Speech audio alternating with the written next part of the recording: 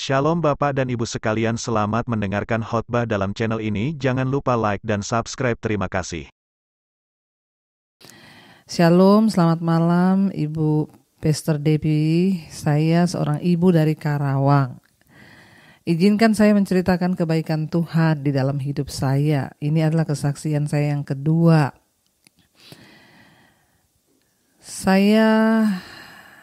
Berawal dari saya dirawat karena mengalami asam lambung. Dalam masa-masa pemulihan itu, saya merasa ketakutan yang berlebih. Akhirnya saya jarang tersenyum, apalagi berdoa. Yang ada itu hanya mengeluh, dan mengeluh. Iya, orang kalau asam lambung itu mengeluh, saudara ya, karena sakit. Saya selalu berpikir, kok saya ini tidak sembuh-sembuh sih, sampai yang harus juga membantu mengurus bayi saya waktu itu usia 8 bulan, saya harus dibantu oleh kakak saya. Bahkan saya harus pulang kampung dan tinggal bersama mertua selama 4 bulan. Singkat cerita, saya melihat channel Ibu dan saya coba untuk terus mengikuti mesbah doa dan juga mesbah syukur. Ibu selalu berkata, carilah perkenanan Tuhan, amin ya. Perkatakan firman, berdoa, bersyukur, ya, berdoa bagi dirimu sendiri. Jangan cari orang lain, sebab roh yang di dalam itu lebih besar dari segala roh yang ada dalam dunia ini. Itu yang sering Ibu katakan setiap kali Ibu berkhotbah.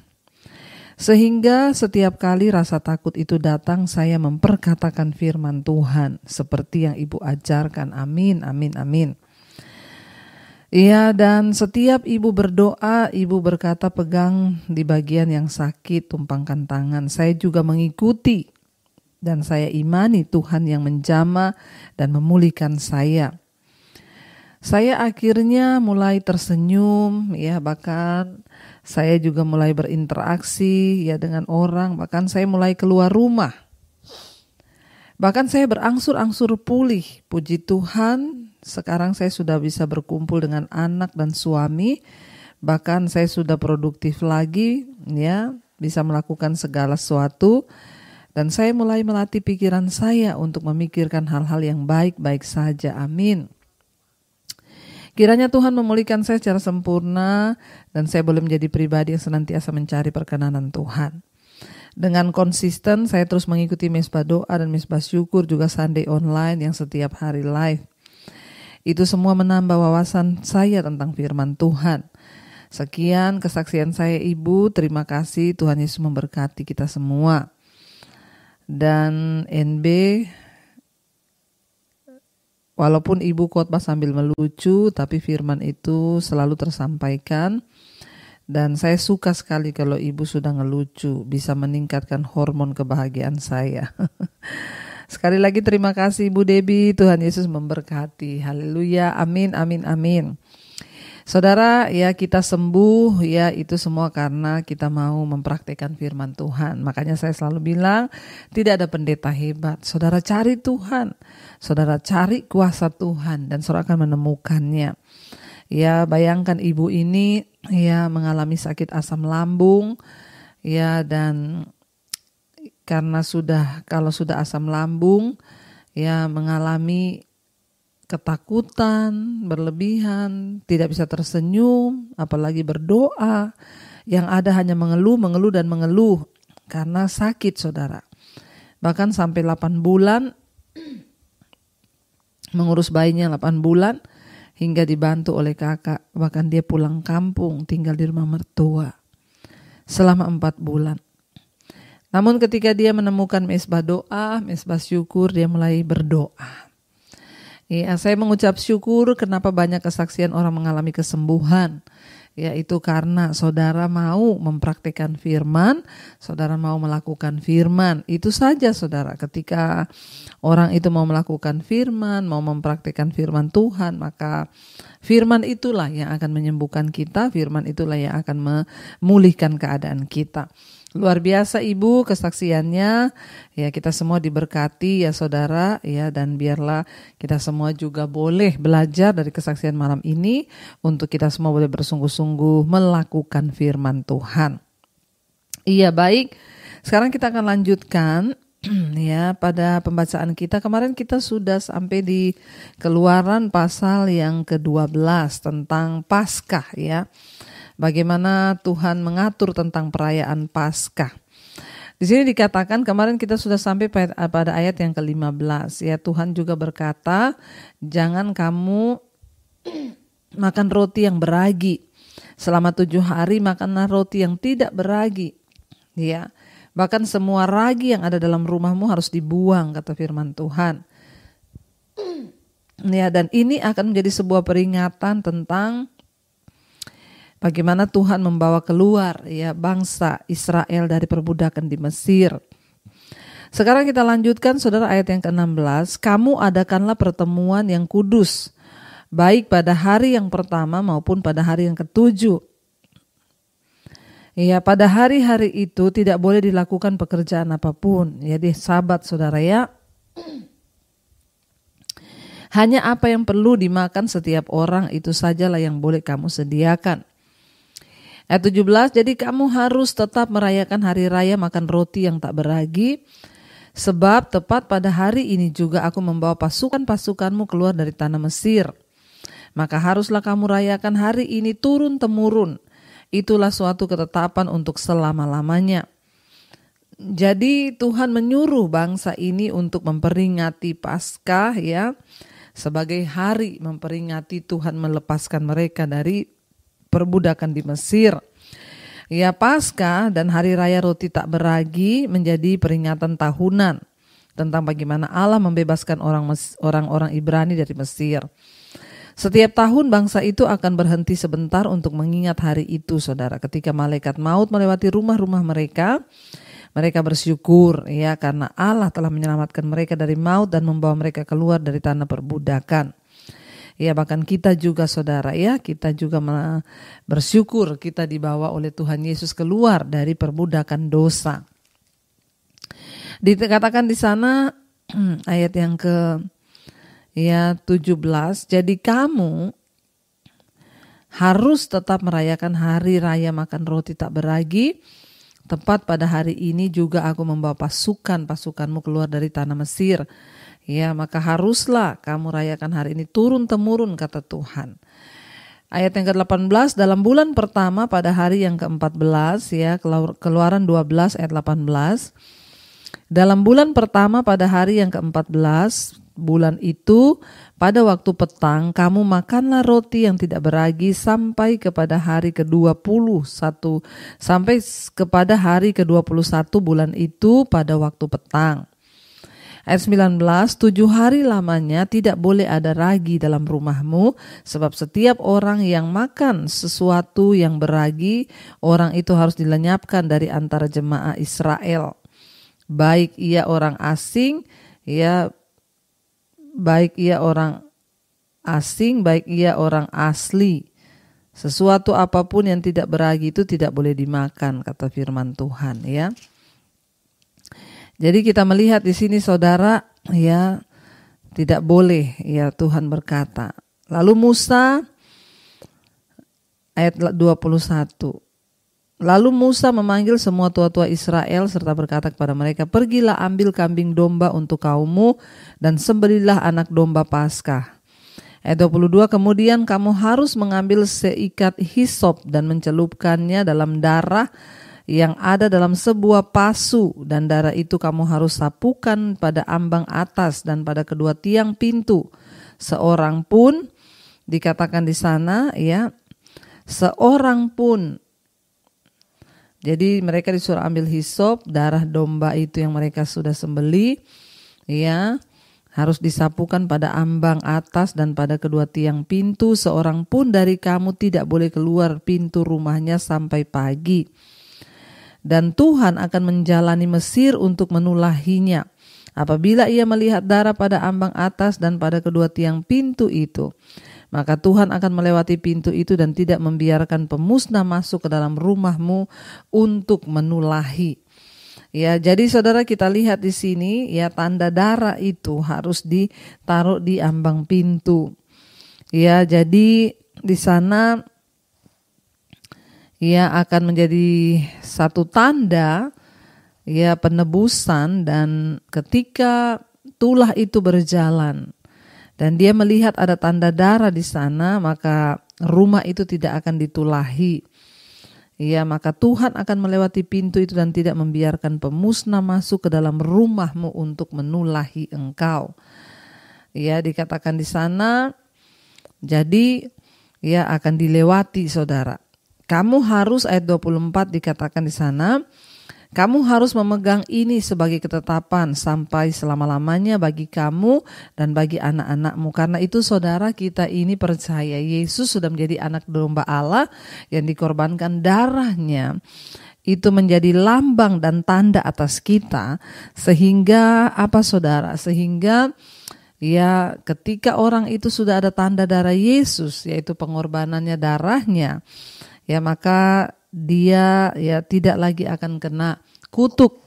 Kutuk sudah diputuskan karena kita sudah diberi tanda darah anak domba Allah, yaitu domba Paskah yang dari Allah, yaitu Yesus. Ya, kamu harus memegang ini sebagai ketetapan sampai selama-lamanya bagimu dan bagi anak-anakmu, Tuhan berkata. Dan apabila kamu tiba di negeri yang akan diberikan Tuhan kepadamu, seperti yang difirmankannya, maka kamu harus pelihara ibadah ini. Dan apabila anak-anakmu berkata kepadamu, apakah artinya ibadahmu ini? Maka haruslah kamu berkata, itulah korban Paskah bagi Tuhan yang melewati rumah-rumah orang Israel di Mesir ketika ia menulahi orang Mesir, tetapi menyelamatkan rumah-rumah kita. Lalu berlututlah bangsa itu dan sujud menyembah. 28, pergilah orang Israel lalu berbuat demikian seperti yang diperintahkan Tuhan kepada Musa dan Harun. Demikianlah diperbuat mereka. Ya, jadi Tuhan menyuruh saudara agar mereka ya melakukan apa yang sudah difirmankan Tuhan, ya. Dan ketika mereka melakukan, ya itu mereka mengalami perlindungan Tuhan. Ya, perjamuan Tuhan adalah peringatan Paskah kita tentang hidup baru serta kemerdekaan kita dari dosa. Ya, kali berikut ya kalau pergumulan dan pencobaan menghadang, kita harus ingat saudara ya bahwa Allah telah melepaskan kita dari masa lalu dan kutuk-kutuk dosa. Karena itu kita juga ya memperingati pengorbanan Kristus ya lewat perjamuan kudus. Itu artinya kita mengimani bahwa darah Yesus sudah menebus dan menjauhkan kita dari segala kutuk-kutuk ya, bahkan tulah-tulah. Saudara, dan dikatakan di sana ya kita akan melihat, sekarang kita lanjut pada ya masih di pasal 12, Keluaran pasal 12 sekarang ayat 29. Tulah ke-10 anak sulung mati orang Israel keluar dari Mesir. Maka pada tengah malam Tuhan membunuh tiap-tiap anak sulung di tanah Mesir, dari anak sulung Fir'aun yang duduk di tahtanya sampai kepada anak sulung orang tawanan yang ada di dalam liang tutupan, beserta dengan ya anak sulung hewan. Jadi semua anak sulung ya, baik itu anak sulung Fir'aun, orang Mesir, bahkan anak sulung hewan, semua tidak ada yang terluput ya, mati yang ada di Mesir, saudara. Ya, dikatakan di sana semuanya mati dilewati oleh tulah itu. Ya, dan dikatakan di sana lalu bangunlah Fir'aun pada malam itu bersama-sama pegawainya dan semua orang Mesir, kedengaranlah seruan yang hebat di Mesir, sebab tidak ada rumah yang tidak ada kematian. Bayangkan saudara ya, setiap anak sulung orang Mesir meninggal dunia. Tetapi anak-anak orang Israel diluputkan karena ada darah domba yang telah dibubuhkan pada tiang-tiang pintu rumah mereka. Demikianlah dimulainya kisah tentang penebusan yang merupakan tema utama dari Alkitab ya. Penebusan itu berarti kita dibeli kembali, ditebus ya. Tadinya kita ini sudah terjual kepada dosa, kepada kutuk, kepada kebinasaan. Tapi kita ditebus artinya kita dibeli kembali. Ya, dan diselamatkan dari penawanan atau dibayar, ya, membayar uang tebusan. Itu artinya penyelamatan, penebusan. Ya, satu cara untuk membeli kembali seorang budak adalah dengan memberikan budak lain yang seimbang, ya, atau yang lebih baik pada zaman itu, masa perbudakan. Ya, jadi harus dibeli, harus ditebus, ya. Inilah cara yang dipakai oleh Allah untuk membeli kita kembali. Dia memberikan anaknya sebagai gantinya. Jadi ya, Tuhan itu bekerja, saudara, sesuai dengan ya apa yang sudah ditulis ya di dalam hukum-hukumnya. Tidak ada satupun yang keliru. Benar, Yesus datang. Dulu saya berpikir, kenapa Yesus harus mati? Ya memang dia datang untuk mati. Karena itulah tujuan Tuhan, saudara, ya. Dia menjadikan kita, ya, tebusannya dibeli dengan harga yang mahal, yaitu darah Yesus. Pada masa perjanjian lama, Allah itu menerima persembahan, ya, secara simbolis. Yesus belum dikurbankan, maka Allah menerima nyawa seekor binatang sebagai ganti nyawa, yaitu ya korban darah anak lembu, ya, sapi, domba. Namun ketika Yesus datang, Tuhan sendiri, Allah sendiri yang sudah menukar kehidupannya dengan kehidupan kita, saudara. Ya, dia menanggung hukuman dosa yang seharusnya kita pikul. Jadi kita ini ditebus dari cara hidup kita yang lama. Makanya firman Tuhan berkata, kamu telah ditebus dari cara hidupmu yang sia-sia, yang kamu lakukan, dan itu menemui kebinasaan. Tetapi sekarang kamu ditebus dan kamu harus menjadi ciptaan baru. Makanya orang yang sudah menerima Yesus, dia menerima karya penebusan, harusnya hidupnya berubah, dia menjadi ciptaan baru. Ya, dan Tuhan sudah menukarkan kehidupannya yang sempurna dengan kehidupan kita yang penuh dosa. Dia menanggung hukuman dosa yang seharusnya kita yang pikul. Manusia berbuat dosa, harusnya manusia yang binasa, tapi Tuhan tahu kita tidak sanggup. Jadi dia menebus kita dengan kuasa. Ya, kuasanya dia memulihkan kita, bahkan korban Yesus membuat semua korban-korban yang lain tidak diperlukan lagi. Makanya tidak ada lagi korban penghapus dosa, anak lembu, sapi, karena darah Yesus dia menjadi korban Allah yang sempurna. Karena itu kita harus menyadari hal itu, saudara. Kita sudah dibebaskan dari perbudakan dosa. Ada orang-orang yang terus hidup di perbudak dosa, ya, terus hidup mabok, terus bersinah. Ini namanya Anda masih diperbudak. Makanya orang yang sudah ditebus itu harusnya dia tidak lagi hidup di dalam dosa, ya, karena dia sudah ditebus, harganya lunas dibayar, dan karena itu ya hidupnya dia muliakan Tuhan. Tapi kalau ada orang masih terus hidup dalam kenajisan, terus bersinah, terus merokok, terus mabok, Anda masih diperbudak dan Anda belum menerima karya penyelamatan Yesus. Makanya Anda harus bertobat, menyerahkan diri, dibaptis sehingga Anda bisa dibebaskan, saudara, ya, dari kehidupan yang lama. Ayat yang ke-31 berkata, saudara, di sana, ya, firman Tuhan berkata, tadi kita sudah baca sampai ayat, ya, tulah ke-10. Maka pada tengah malam, ya, akhirnya berjalan, terdengar suara tangisan di Mesir. Kenapa? Semua anak sulung mati. Bayangkan, mulai dari anaknya Fir'aun, orang Mesir, semua rumah ada kematian. Mengerikan sekali, saudara. Ayat 31 berkata, lalu pada malam itu dipanggilnyalah Musa dan Harun. Katanya, bangunlah, keluarlah dari tengah-tengah bangsaku, baik kamu maupun orang Israel. Pergilah beribadah kepada Tuhan seperti katamu itu. Ayat 32, bawalah juga kambing dombamu dan lembu sapimu seperti, ya, kotamu itu, ya, tetapi pergilah dari sini. Dan pohonkanlah juga berkat bagiku. Orang Mesir juga mendesak dengan keras kepada bangsa itu, menyuruh bangsa itu pergi dengan segera dari negeri itu, sebab kata mereka, nanti kami akan mati semua. Kalau kamu gak pergi sekarang, ya kami semua akan mati, kata mereka. Akhirnya mereka takut kepada Tuhan. 34, lalu bangsa itu mengangkat adonannya sebelum diragi dengan tempat adonan. Mereka terbungkus dalam kainnya di atas bahunya. Orang Israel melakukan juga seperti kata Musa. Mereka meminta dari orang Mesir barang-barang emas dan perak, ya, serta kain-kain. Dan Tuhan membuat orang Mesir bermurah hati terhadap bangsa itu sehingga memenuhi permintaan mereka.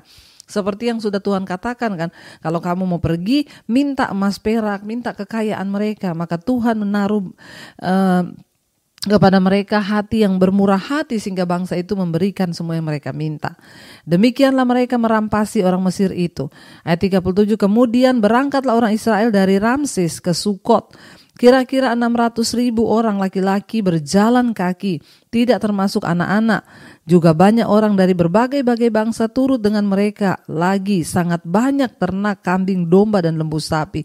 Saudara bayangkan 6.000 orang laki-laki, tidak termasuk anak-anak dan perempuan yang dihitung, itu berjalan saudara dengan lembu, sapi, kambing, domba. Waduh, saudara bisa bayangkan saudara ya, itu wah, mereka benar-benar ya satu kelompok yang besar ya, disuruh Tuhan pergi. Ya, adonan ayat 39, adonan yang dibawa mereka dari Mesir dibakarlah menjadi roti bundar yang tidak beragi, sebab adonan itu tidak diragi karena mereka diusir dari Mesir dan tidak dapat berlambat-lambat, dan mereka tidak pula menyediakan bekal baginya. Lamanya orang Israel diam di Mesir adalah 430 tahun. Bayangkan mereka diperbudak, dijajah ya semasa 430 tahun. Ya, kita dulu bangsa Indonesia dijajah 360 tahun. Ya, ini bangsa Israel dijajah. Sesudah lewat 430 tahun, tepat pada hari itu juga keluarlah segala pasukan Tuhan dari tanah Mesir. Ayat 42, malam itu malam berjaga-jaga bagi Tuhan untuk membawa mereka keluar dari tanah Mesir, dan itulah juga malam berjaga-jaga bagi semua orang Israel turun-temurun untuk kemuliaan Tuhan. Saudara, kita lihat di sini yang ketika mereka pergi, Tuhan suruh mereka membuat roti adonan yang tidak beragi. Papan pembuat adonan terbuat dari kayu, tembaga, atau tanah liat digunakan untuk membuat adonan. Roti dibuat dengan mencampur air dan tepung dengan sepotong kecil adonan beragi yang telah disimpan dari adonan yang hari sebelumnya. Roti adalah makanan utama dalam diet orang Ibrani. Ya, oleh sebab itu penting untuk membawa papan pembuat adonan itu bersama mereka. Papan tersebut dapat dengan mudah dibawa di pundak. Ya, jumlah orang yang pergi meninggalkan Mesir diperkirakan sekitar 2 juta orang. 6.000 laki-laki, anak dan perempuan ya, diperkirakan itu sebanyak 2 juta. Banyak orang dari berbagai-bagai bangsa juga ikut, mungkin adalah orang Mesir dan orang-orang lain yang ditarik kepada orang Ibrani oleh pekerjaan dahsyat Tuhan dan memutuskan untuk meninggalkan Mesir bersama-sama dengan mereka. Ya, dan kita lihat saudara ya bagaimana Tuhan akhirnya membawa bangsa ini keluar dari tanah Mesir ya ketika sudah tulah yang terakhir terjadi. Banyak hal yang bisa kita pelajari pada malam ini. Ya, ingat hidup kita juga telah ditebus. Ya, domba Paskah Allah yaitu Yesus yang sudah membayar lunas, darahnya tercurah atas kita. Karena itu jangan sia-siakan hidupmu. Ya, terus kejar perkenanan Tuhan, terus kejar anugerah Tuhan. Saya percaya dan saya berdoa saudara kita semua semakin mengenal Tuhan lebih dan lebih lagi ya, dan semakin mengandalkan Tuhan. Kita bersyukur, tetap saudara bawa dalam doa. Kita akan lanjutkan besok ya, rencana kita untuk ya berangkat ke Israel tanah perjanjian bersama-sama jemaat Mesbah Doa untuk kita boleh melihat di sana tempat-tempat Yesus pernah ada. Ya, saudara tetap bawa dalam doa supaya ini benar-benar menjadi satu perjalanan ya retreat kita bersama dengan Tuhan. Puji Tuhan kita mendapat kesempatan juga untuk conference di sana ya, buat Mesbah Doa kita nanti live dari sana ya, dan kita percaya saudara semua itu karena anugerah Tuhan. Tetap berdoa setiap kerinduan saudara ya, Tuhan selalu punya cara untuk menjawab doa-doa kita. Mari kita tundukkan kepala, kita berdoa. Terima kasih Bapa, kami mengucap syukur buat malam hari ini Tuhan yang mengumpulkan kami di Mesbah Doa. Engkau yang memperlengkapi kami, Engkau yang sudah menebus kami dengan darah yang mahal. Engkau adalah domba Paskah bagi kami. Terima kasih Tuhan, Engkau tebus kami, Engkau beli kami dan harganya lunas dibayar. Karena itu hidup kami bukan milik kami lagi. Kami sekarang adalah budak-budak kebenaran. Budak-budak-Mu Tuhan, hamba-hamba-Mu yang harus taat kepada kebenaran-Mu. Terima kasih Engkau sudah membeli dan membayar lunas setiap dosa pelanggaran kami. Engkau tebus hidup kami. Kami mengucap syukur karena itu Tuhan, terus Engkau sertai keluarga demi keluarga, suami, istri, anak-anak hidup takut Tuhan, dikuduskan, dijauhkan dari dosa dan segala pelanggaran. Kuduskan hidup kami Bapa, berkati suami, istri, anak-anak takut Tuhan. Berkati juga untuk setiap keluarga besar kami yang belum mengenal Engkau Tuhan, jamah dan lawat. Berkati setiap mereka yang sakit hari-hari ini, yang terbaring sakit. Lawatan Tuhan terjadi, kesembuhan terjadi.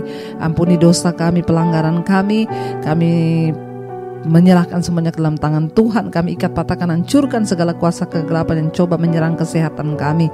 Damai sejahtera-Mu, sukacita-Mu itu yang membuat kami sehat. Mari saudara tumpangkan tangan di bagian yang sakit dan berkatakan, dalam nama Yesus aku disembuhkan. Terima kasih Bapa, Engkau terus memberkati anak-anak-Mu yang setia berharap kepada-Mu. Tuhan berkati. Tuhan, kami berdoa setiap mereka yang sedang adalah masalah pergumulan yang berat, hutang piutang, masalah keuangan. Tuhan turut bekerja mencari pekerjaan, yang ingin menjual aset, Tuhan juga turut bekerja. Kami percaya semuanya yang terbaik. Tuhan, setiap mereka yang dalam ikatan dosa, kenajisan, percabulan, homoseksual, lesbian, kenajisan, perselingkuhan, kami tolak, patahkan, hancurkan dalam nama Yesus. Biar terjadi kelepasan. Tidak ada dosa mengikat kami. Rokok, minuman keras, obat-obatan terlarang, narkoba, judi, kami tolak dalam nama Yesus. Obat tidur, obat penenang, kami tolak dalam nama Yesus. Tuhan menjadi ketenangan bagi hati kami dan hidup kami. Tuhan berkati juga setiap mereka yang terikat dengan ketakutan, kecemasan, kekhawatiran, amarah, kepahitan, kebencian, kami patahkan, hancurkan di dalam nama Yesus. Tuhan kuduskan hidup kami. Engkau berkati setiap mereka yang berkekurangan, Engkau cukupkan. Berkati setiap mereka yang rindu punya keturunan. Tuhan, keturunan ilahi Engkau berikan. Bukakan kandungan yang tertutup dalam nama Tuhan Yesus. Engkau juga Tuhan yang akan terus memberkati dan menyertai setiap anak-anak-Mu Tuhan yang berharap kepada-Mu. Engkau cukupkan Tuhan. Terima kasih Bapa, berkati bangsa Indonesia dari Sabang sampai Merauke, hujan pertobatan tercurah. Bapak Presiden Jokowi, wakilnya, seluruh jajaran kabinet, TNI Polri yang ada, Tuhan memberkati. Kami menyerahkan seluruh bangsa ini ke dalam tangan-Mu, diberkati tanah, air, udara, pertaniannya, kebunannya, peternakannya, pertambangannya, bahkan seluruh rakyat Indonesia diberkati Tuhan. Roh takut akan Tuhan ada di atas bangsa ini Bapa. Terima kasih, berkati semua bangsa-bangsa di 5 benua, Asia, Afrika, Amerika, Eropa, Australia. Tuhan memberkati negara-negara yang bertikai sampai hari ini Tuhan. Engkau turut bekerja mendatangkan kebaikan di dalam nama Tuhan Yesus. Terus Bapa, anugerah-Mu turun atas setiap kami yang setia berdoa. Kami percaya yang sakit disembuhkan, yang beban berat Engkau beri kelegaan. Buka hati dan tangan-Mu, terimalah kiranya berkat dari Allah Bapa, cinta kasih Tuhan Yesus Kristus, penyertaan Allah Roh Kudus menyertai hidup-Mu mulai hari ini bahkan sampai kali yang kedua. Tuhan Yesus datang kembali menjemput setiap kita yang setia, sehingga nama kita tercatat dalam kitab kehidupan. Dalam nama Tuhan Yesus yang percaya diberkati Tuhan, katakan bersama, amin.